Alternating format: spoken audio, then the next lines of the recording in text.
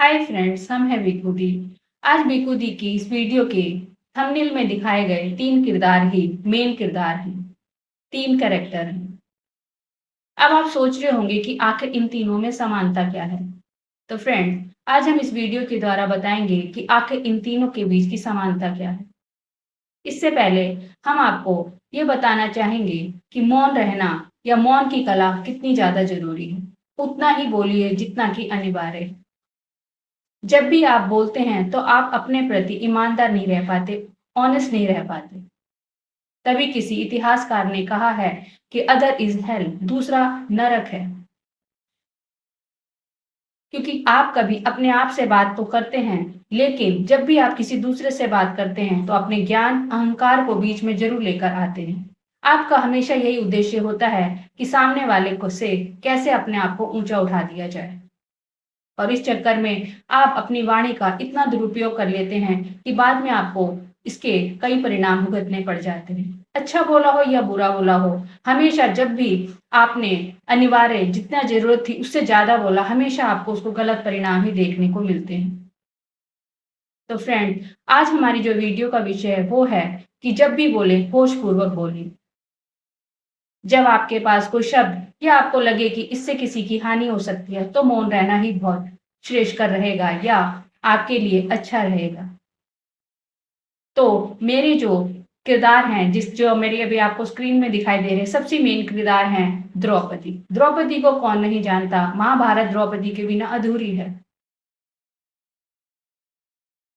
आप सब जानते हैं कि जब पांडवों ने अपना अलग राज्य बनाया तो वो इतना सुंदर था कि आपको पता ही नहीं चलता था कि यहाँ फर्श है या पानी। ऐसे ही जब दुर्योधन उनके महल को देखने आया तो उसने पानी को फर्श समझा और वो उस पर चलने लगा, और ऑब्वियस है कि वो उस पर गिर गया। द्रौपदी वहीं खड़ी थी और वो जोर जोर से हंसते हुए कहने लगी, अंधे का पुत्र अंधा। आप खुद सोचिए कि ऐसा सुनकर किसके मन में गुस्सा या क्रोध नहीं आएगा।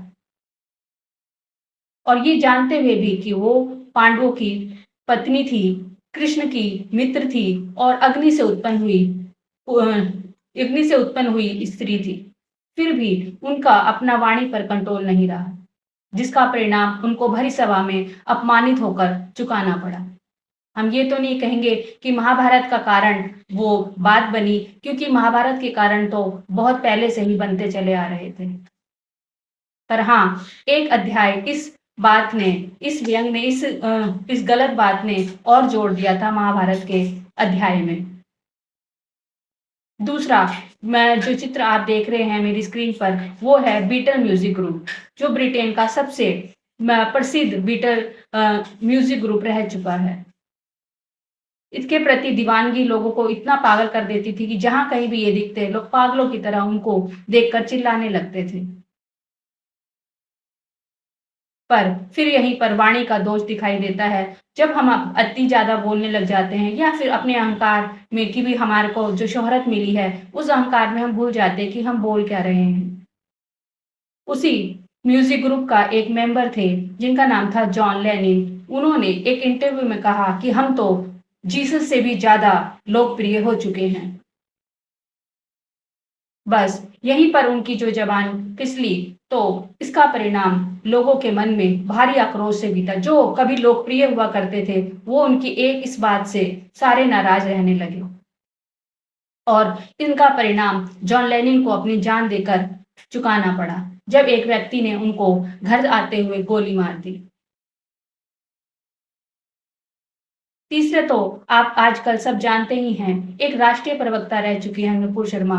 उन्होंने भी जब अपने ज्ञान और अहंकार में अपने शब्दों को बिना तोले और बिना सोचे समझे बोला तो आपने देखा कि देश में नहीं, बाहर विदेशों में भी उनका जो इस बात का है उपद्रव होने लगे, लड़ाई झगड़े और फसाद होने लगे। अगर आप थोड़ा सा अपने मन को या दिमाग में कंट्रोल करके अपनी वाणी को बोलते तो शायद ये कारण ना बन पाता हमारे देश में उपद्रव होने का। लेकिन हमने कहा कि एक बार जब मुंह से या तीर कमान से निकल जाता है या मुंह से कोई बात निकल जाती है तो वापस लौटनी बहुत ही मुश्किल होती है। तभी तो बड़े लोगों ने कहा है, एक चुप सो सुख। तभी महावीर 12 वर्ष तक एकांत में रहे, मौन रहे और फिर जब 12 वर्ष तक मौन की, उन्होंने कला को जान लिया और उन्हें समझ लिया कि मौन में कितनी शक्ति है, तब वो बोलने आए। सही मायने में तो यही एक शक्ति है। जिसने इस बात को जान लिया कि मौन में क्या शक्ति, उसे कोई बोलने का अधिकार मिलना चाहिए। भगवान बुद्ध को जब ज्ञान प्राप्त हुआ तो वो 6 से 7 दिन तक बिल्कुल मौन रहे, क्योंकि उनका मन ही नहीं हुआ कि किस विषय में बात करें। तब ब्रह्मा जी घबराए, उन्होंने कहा कि अगर ये मौन रह गए तो सारी धरती थरथरा उठेगी। वो बुद्ध भगवान के पास आए और उन्होंने कहा कि आपको तो बोलना ही पड़ेगा। तब भगवान बुद्ध ने अपना ज्ञान देना शुरू किया। लेकिन फ्रेंड्स, हम जब भी अपने भाषा या वाणी पर नियंत्रण नहीं कर पाते और क्रोध में ना जाने अनगढ़ कितनी बातें करते हैं, जिसके कारण अदालतें और ना जाने कितने केस हजारों तरफ भरे पड़े हुए हैं और आपको दिखाई देते हैं।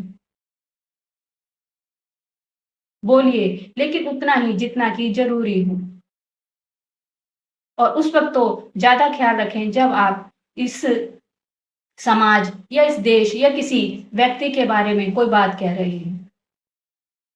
बाद में आपको शर्मिंदा होना पड़ेगा या फिर आपको माफ़ी भी माँगनी पड़ती, लेकिन उस माफ़ी और शर्मिंदगी का कोई फ़ायदा नहीं रह जाता, तब तक अपनी वाणी अपना काम कर चुकी होती है।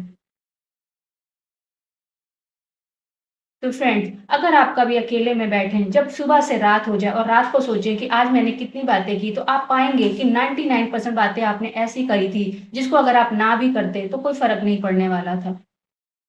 इसलिए साधु या जो भी बहुत ऊंचे प्रतिष्ठित पद पर होते हैं, वो हमेशा ही बहुत कम बात करते हैं और अपने काम को ज्यादा अच्छे से अच्छे करने की कोशिश करते हैं, क्योंकि वो अपनी शक्ति को अपने काम में ज्यादा लगाते हैं बोलने की अपेक्षा।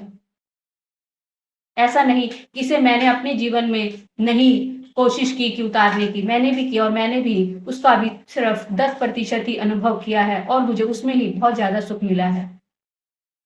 तो मैं आशा करती हूँ कि आप भी इस अनुभव को देखें और सोचें कि मैं ये जो शब्द बोल रहा हूँ, अगर इसमें से मैं 10 बोल रहा हूँ, तो अगर 5 शब्द भी कम कर दूँ, तो क्या किसी का या मेरा कोई नुकसान हो सकता है? बिल्कुल नहीं होगा। आप देखिएगा कि आप भरी भीड़ में भी हिमालय जैसे सुख की, शांति की जो ये फीलिंग आती है, वो आपके मन में उभर आएगी।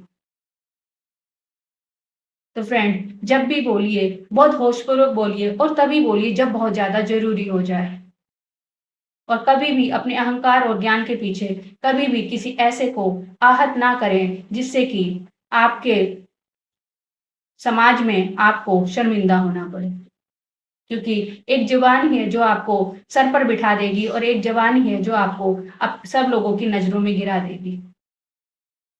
तो फ्रेंड, आज हम इस वीडियो के द्वारा किसी का अपमान नहीं करना चाहते, सिर्फ मौन की जो कला है या मौन का जो एक सुख है, उसके बारे में आपके साथ शेयर करना चाह रहे थे। तो फ्रेंड, आज से हम सब मिलकर एक निर्णय लें कि हम जितना बोलें, उतना ही बोलें जितना कि अनिवार्य है। जितने भी शब्द को कम कर सकें, उतने ही ज़्यादा हमारे जीवन में सुख और शांति और देश और समाज में भी रहेगी। ऐसे ही कुछ बातों के साथ बेखुदी फिर आपके सामने आएगी। तब तक आप मेरे चैनल को सब्सक्राइब कीजिए, लाइक कीजिए, शेयर कीजिए।